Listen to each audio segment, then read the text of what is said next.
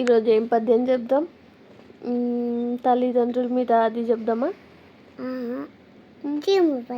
రోజు చీమలు పెట్టింది కాదు, ఈరోజు వేరే చెప్తా, ఓకేనా? ఏం పద్యం? తల్లిదండ్రుల మీద దయలేని పుత్రుండు. అట్లా కాదు. తల్లి తండ్రుల మీద దయలేని పుత్రుండు పుట్టనేమి వాడు గిట్టనేమి వాడు గిట్టనేమి